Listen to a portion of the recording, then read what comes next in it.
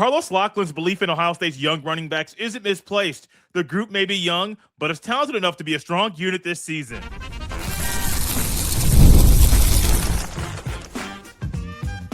You are Locked On Buckeyes, your daily podcast on the Ohio State Buckeyes. Part of the Locked On Podcast Network, your team every day. I'm Jay Stevens. Today's episode is brought to you by FanDuel. Right now, new customers can bet just $5 and get $250 in bonus bets if your first bet wins. Head to FanDuel.com to get started. During today's show, we will discuss the new era of Buckeye football. Arthur Smith is bringing it to Columbus, as well as a different look we might see in the backfield this year. But first, it's easy to look at Ohio State's running backs and see the inexperience or the youth and say, oh, this unit has a long way to go. And while it does have a long way to go, that doesn't mean it can't be a very strong unit throughout the season. Remember, we are in the spring. This is the final week of spring practice. On Saturday is a spring game. So we're going to get to see guys like Favor Aki and Legend Bay and Jacoby Jackson get out there, toe the rock, and showcase their talents in front of Ohio State fans inside the shoe. It's spring. It's April 18th. That's the date of the game. And so when you look at the youth, you look at the inexperience, remember we are in a time period right now in the offseason where a grueling period of practices is coming to a close, but then there's going to be a little bit of a dead period, and then these will get ramped back up in the fall. And when they get ramped back up, you're going to get guys like Bo Jackson and Isaiah Rest back on the practice field. And when they get back on the practice field, they are young. They're not as inexperienced as the other guys are that are currently in that room. But Carlos Locllyn knows the talent in the room. He knows the personalities in the room. He knows the work ethic of every individual inside that room. And so, yes, on April 18th, you're going to see a little bit of the running back room, but that's not the end product. In the fall camp, you're going to get a better picture of the running back room, but that's not the end product. While they are young, while they are inexperienced, that is not diminishing or having Carlos Locllyn have misplaced trust in this group that it will be a strong unit in the fall. And they're going to need to be a strong unit in the fall for Ohio State's offense to be the way it needs to be. Not just because Arthur Smith is a new OC and he's going to lean on those running backs heavily throughout the year, but the best Ohio State offenses always have good, strong running backs. 2024 season. You have Quinshon Judkins and Travion Henderson. Both of them ran for over 1,000 yards in that year. Ohio State's offense was really, really good. And when it hit on all cylinders, those two guys in the backfield were getting it done. To the 2019 team, the team that almost beat Clemson to go on to play LSU in the national championship. What did that team have?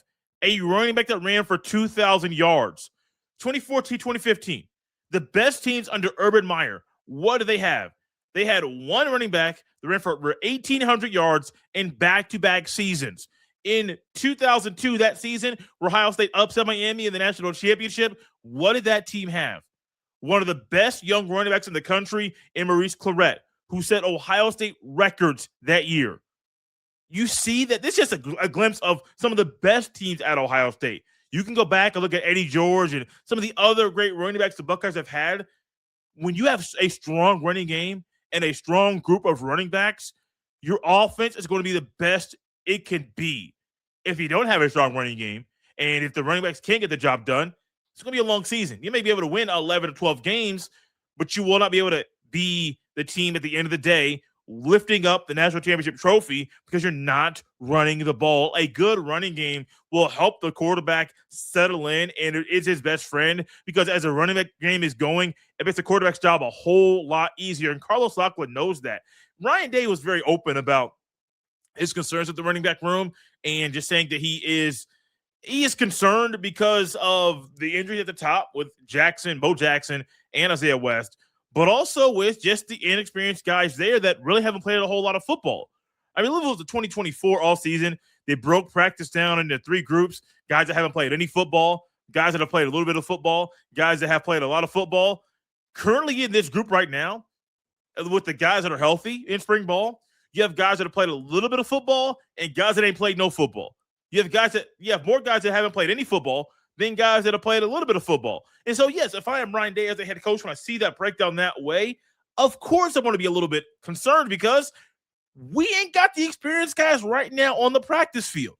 But when they get back out there, they're going to help the younger guys get up to speed. And Carlos Locllyn recently at the practice spoke to the media, and he gave us a pretty unique quote, quoting Aristotle. And you're going to see exactly how he views this room. And I think at the end of the day, you're going to lean into his belief about the young running backs at Ohio State this year. Quote, I think it was Aristotle that had this quote, patience is bitter, but the fruit is sweet. I'm real patient with this group because I know at the end, it's going to be so sweet to see them coming together, end quote. And as a position coach, that's the mindset you need to have. Now, reality is, yes, you need to be patient, and it can be bitter. It's going to be very difficult at times for Locllyn is to not stay locked in, but to see a running back in Legend Bay or Favor Aki or Toba Rogers make some of the same mistakes over and over and over and be like, dog, we went over this last week and the week before and the week before, and you still not getting it, and it can be a 3 or 4 or 5 month process for players to get it. Maybe, I mean, if you look at Travion Henderson's career, he didn't put it all together until year 4. He has some of the same issues in his first 3 years. Then all of a sudden, year 4, everything clicked. So it wasn't like Henderson wasn't being coached hard or he wasn't picking up what the coach was putting down. It just literally took him a long time, multiple years, to put it all together. And I'm saying this to someone that wasn't all in on Travion Henderson. Even his freshman year when he broke some records, I'm thinking, I don't know about this running back. I know he's good. I know he's cold. I know he's fast, but is he truly the do-it-all back that Ohio State needs, that Ohio State's used to having? Doesn't have the same traits as some of the other guys. Wasn't as bruising of a runner as some of the other backs that have come through Ohio State. But with his speed, with his improved vision, his final year in Columbus, you saw him put it all together, and the Buckeyes didn't write him off. Of course, you would be a little upset if they wrote him off or if he hit the portal because injury things were happening or Mayan Williams got more run than him at a time and he wasn't happy with it. No, what did he do? He was patient. He waited. He kept grinding. At the end of the day, he lifted up that national championship trophy. I'm not saying it's a natty or bust year. I'm not going that far. I'm not even ready to say who my prediction is to win the national championship. That's going to come probably in July or August. We got to get a lot more Buckeye practice under our belt. I got to be able to watch some spring ball. Definitely not Colorado. They look so small coming out of the tunnel. My goodness. This is D1 football. You are in a big boy power conference.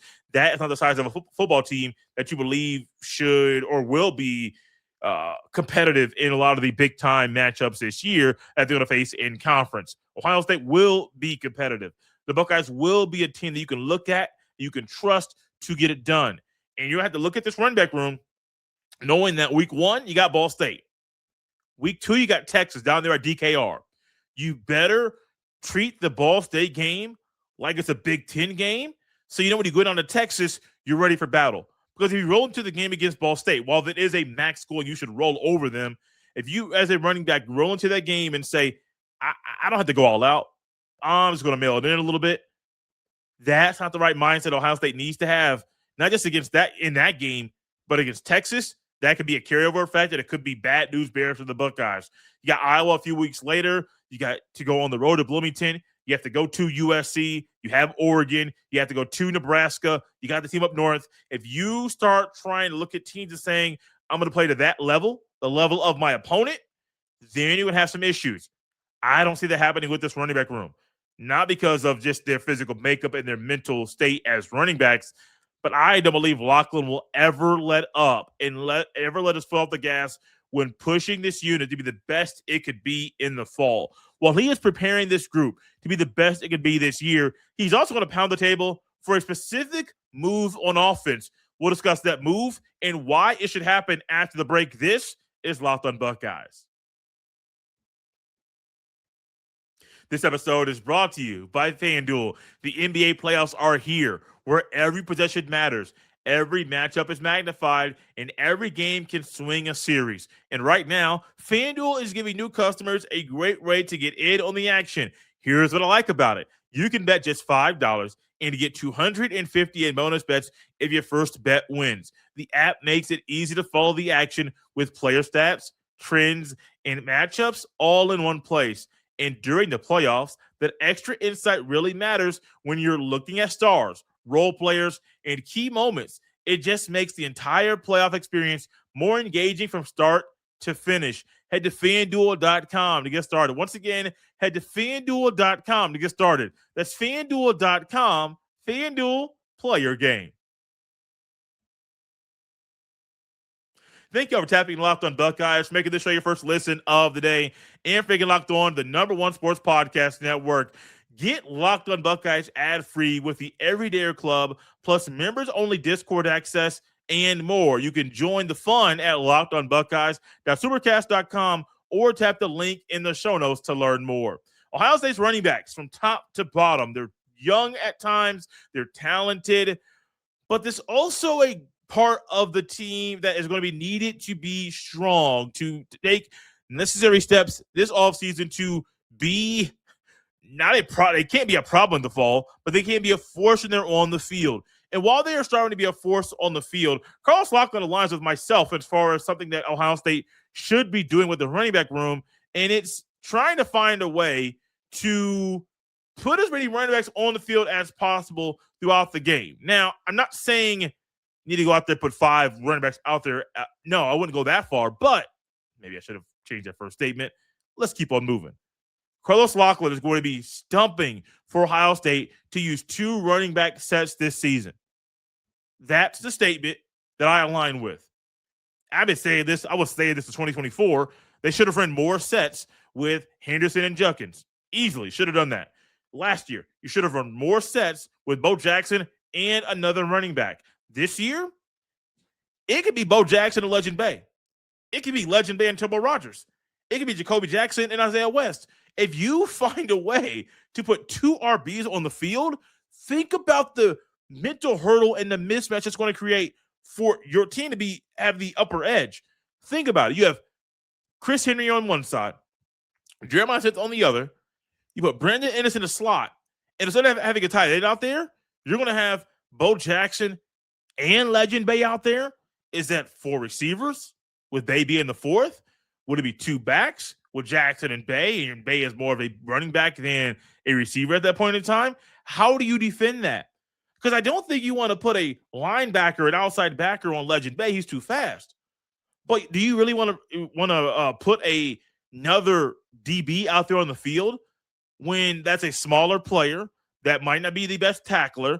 And with Legend Bay, that may be the best way to guard him, but he's shifty enough. He's quick enough. Now, he is kind of light, but him being light does play into his hand, play into his playing style to be a little bit quicker than everybody else and to get from point A to point B faster than you.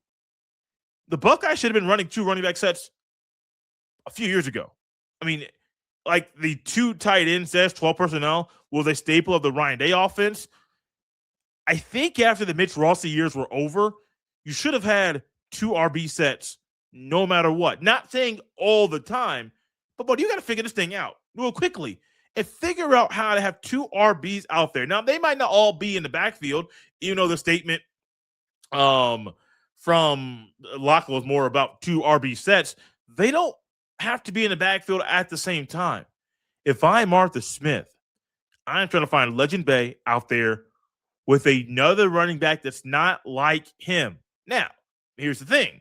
If Turbo Rogers takes the necessary steps this year to get better, and if he continues getting better in pass pro, which every running back needs to improve there, if he continues to be a better just overall running back, you may find a scenario where it's Turbo Rogers and Legend Bay. You want to talk about a way where you should probably run a dime front if you're a defense because of the speed and the elusive that those running backs add. If you go 3 wide with those 2 guys on the field, you might want to run with a dime package. But if you run with a dime package, remember, DBs aren't the best tacklers.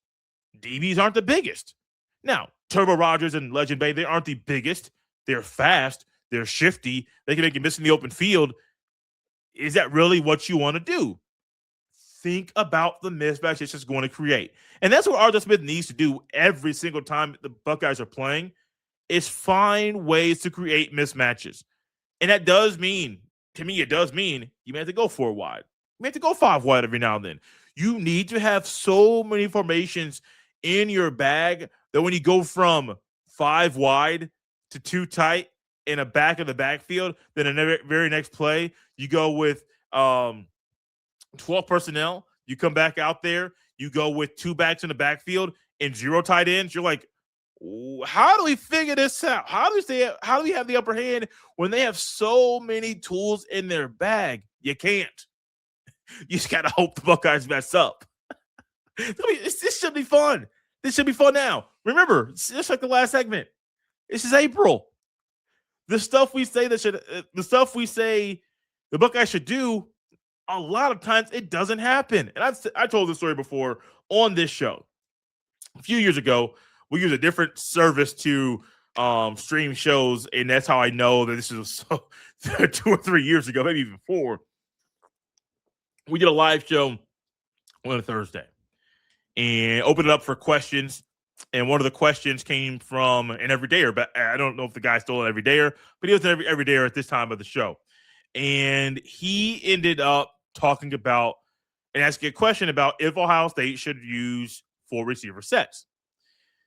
And I think it may have been the year of Jameson Williams was still at Ohio State, and there were other Buckeyes that were still there.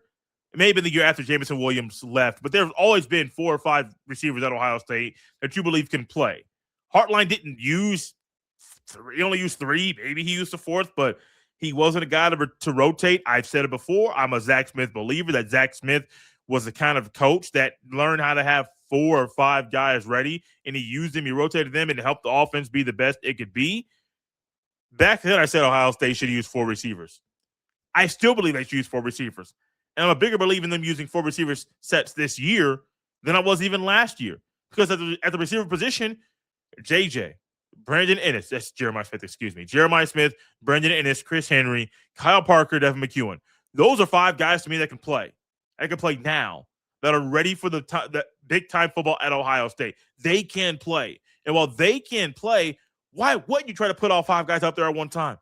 Oh, because the OC is more of a heavy-set guy. Who cares? Get out of your own way. Don't allow your past successes or don't allow some of the things that have allowed you to make a name for yourself interfere with the overall team success and making some changes so the offense is everything it can be. It sounds harsh, but it's not. This is reality. The Buckeyes should have 2 RB sets in their bag pretty often, but also get out of your comfort zone. Roll out there sometimes with the 4 receiver set and running back in the backfield. Go out there sometimes with 5 wide. Now, with 4 or 5 wide, your O-line better be on point. And with Austin Serveld and Phillip Daniels being out for spring ball, I'm not really worried about that. I am worried about the chemistry that could be slowed to create with those guys being out because reps are very important. Normally, in a typical Ohio State schedule, you get a little bit of time to kind of ramp up to big-time football, to very physical, either Big Ten football or a tough game in the non-conference slate. You don't really have that. The one thing you have right now is time, and you have a few months between the end of spring ball and fall camp to where those bodies can be healthy. I firmly think Ohio State already knows who the starting offensive line is going to be. I think Ian Moore is going to have the upper hand over Josh Padilla. If Josh Padilla wins that guard spot, sorry, Ian Moore, that's not yours. But if Ian Moore wins a tackle spot, I could easily see Servold or Daniels being moved to guard, and the one that's not at guard is still at tackle. I could easily see that. Just got to figure out what the right position is. Is Austin Servold the best left tackle? Okay, cool. If Ian Moore is the next guy up, Ian Moore right tackle. I think that would make a whole lot of sense, but while it's going to take some time to get the running back chemistry to be what it needs to be, it's going to take some time for the O-line chemistry to be where it needs to be. But once it's there, 4 or 5 receiver sets, let's see it. 2 RB sets, let's see it. Why? Because you have the talent to do it, but also it's going to help the Buckeyes offense be the best it can be. Speaking of being the best it can be, Arthur Smith is bringing a very specific mindset to Columbus, Ohio this year, and it's the mindset that can help the Buckeyes win very crucial games in the fall. We'll dive into all that after the break. This is Locllyn Buckeyes. This episode is brought to you by TurboTax. It's tax time, but for a lot of us, the old way of doing taxes is a lot. Trying to book an appointment that's not the most convenient, sitting in a waiting room with a stack of papers, emailing back and forth, and wondering if they really get your situation. But this year, you're getting a major upgrade. Intuit TurboTax now has in-person locations nationwide. You can meet face-to-face with a real tax expert, and your documents get uploaded straight to your TurboTax app on the spot. And just like that, you're done. Your TurboTax expert works to get you every dollar you deserve, while you get real-time notifications as you go about your day. It's the relief of walking in and meeting a real person and walking out knowing your taxes are being handled right. Head to TurboTax.com/local. Once again, head to TurboTax.com/local. That's TurboTax.com/local to find a store near you and book your appointment today. Thank you for tapping in Locked on Buckeyes. Making sure you first listen of the day. Remember, Locked on Buckeyes is a part of the Locked on Podcast Network, your team every day. The Buckeyes have been very busy this spring trying to get everybody up to speed, be very, very physical in practice so that everybody on the team knows this is the mindset we must have to win a national championship. And that is the goal at Ohio State every single year, is to win a national championship. Let's revisit a few things very quickly that tie into Arthur Smith's mindset this year that he's bringing to the Buckeyes as a new OC. Every year, Ohio State, they have three goals. Number one, beat the team up north. Number two, win the Big Ten title. Number three, win the national championship. Now, you may want to say, Jay, is that really the goal every year? Yes. Ryan Day has echoed that multiple times every offseason, and even during the season, he has echoed the fact that this is our goal. Or these are our goals. Every single year, it doesn't change. And while those are the goals that the team has, how do you go about doing it when it didn't happen last year? The last time Ohio State won the conference was in 2020. They beat Michigan last year. They won the Natty in 2024. So if you were to say which one of these happened the furthest away from where we currently are, I wouldn't have really thought the Big Ten title, but that's where things are with Ohio State football. Is sometimes you got to get a philosophy change, shift a little bit, so the team can be the best it can be. And Carlos Locllyn talked about Arthur Smith, trying to find this in my notes, that he is excited about the direction that Ohio State's offense is going under Arthur Smith. And he described Arthur Smith in a way that some Buckeye fans might enjoy. Some of you might not like some of the phrasing that he uses here, but you'll understand it when we get down to it. Quote, Memphis is my second home. That grit, that grind. You can tell he's a guy from Memphis because he has a physical mindset, end quote. And that's the part that I love. The grit and grind that Arthur Smith is bringing to Ohio State. That is something Ohio State has been desperately needing on offense. I think the Buckeyes have it on defense. You can say I'm crazy for saying that, but I think we all can agree there's a grit and a grind and a physicality with the Buckeyes defense. But also, offensively, hadn't been there all the time. Been there a little bit. There's been every now and then where the O-line has gotten a little nasty, got a little dirty, got a little physical, but overall, no. It hadn't been there. And so when I think about it not being there, I also think about, well, is this needed for Ohio State to take the necessary steps to get better? Yes. I'm not saying Arthur Smith is the only person that can bring this to Columbus. I am saying this type of mindset is needed for every player on the team, not just offense, also on defense. And when you go one versus ones in an 11-on-11 scrimmage, or if you go 1 versus 1s and 7-on-7, what are you going to find? Arthur Smith's mentality and coaching style and the things he demands are going to be a part of the offense. And then if they start beating the defense really bad, it will fall over and cross over to the defense. So both sides are picking up the same message that the offensive coordinator is putting down. And I would love that. Absolutely love it. People have asked me, I was talking to someone recently about Ohio State. This guy's a Notre Dame fan, and he was talking about last year's team and them losing to IU and losing to Miami and saying, man, they're good. They got a lot of talent. What was the thing, man? They just weren't physical enough in those two games offensively. Now, defensively, you could be a little bit more physical, but if you think about the Indiana loss in the Big Ten title game and the loss to Miami in the bowl game, what do you find? Locllyn was out physicaled in a very big way. And it wasn't something where you can just say, no, it didn't happen. No, it's very, very clear. The Ruben Bain ran through the chest of offensive linemen. It was very, very clear that the shiftiness and the size and the quickness of the defensive front of the Hoosiers gave the Buckeyes offensive line fits. And if you're messing things up for the offensive line, you already know you're messing things up for everybody else on the team. So no, it's not just me saying this, trying to make somebody else feel good or to get something off my chest. No, it is real. Watch the film. Watch the film, and you will clearly see there was a physicality that was not there. There was a grit and grind part of that game plan that was not there, and it was a problem for Ohio State. Now, the grit and grind era is a staple of Memphis. I've been to Memphis once.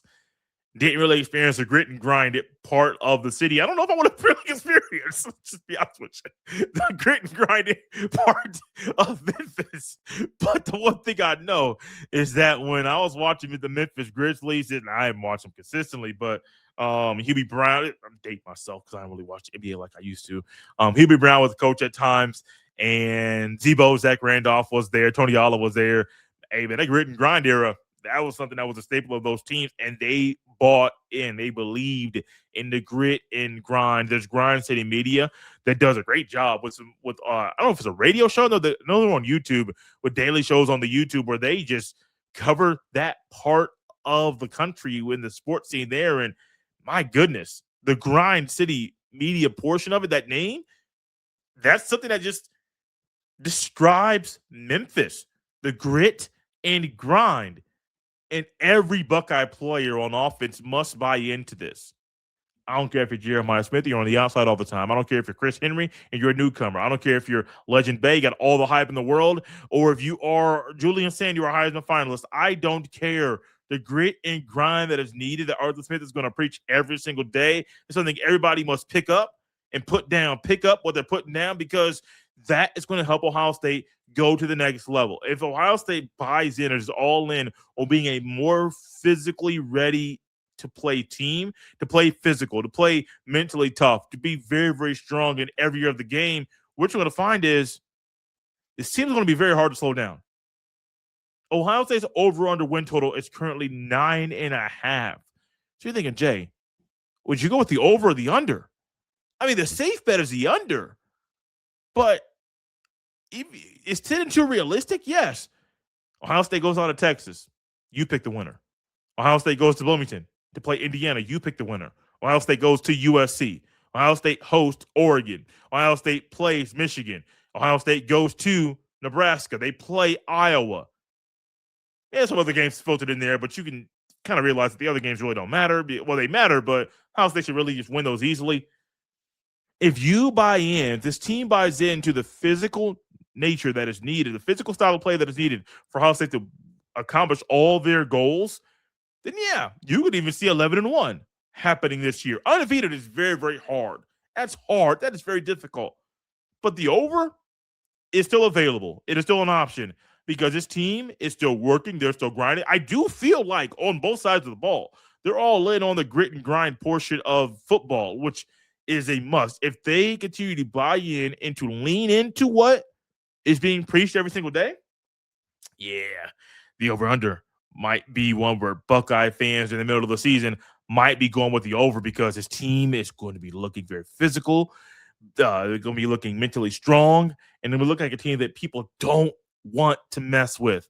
Thanks for tuning in to Locked on Buckeyes. Make sure you subscribe and follow Locked on Buckeyes so you get all the latest episodes. There will be extra episodes coming this week regarding the basketball team and the portal pickups and future portal acquisitions the team should make. So make sure you subscribe to Locked on Buckeyes on whatever app you're utilizing right now so you don't miss a beat. Make sure you hit that notification button so you are notified every time a new show goes live. If you never miss an episode, the Everyday Club is built for you. Get Locked on Buckeyes ad-free, plus members-only Discord access and more. Head to LockedOnBuckeyes.supercast.com to join the club.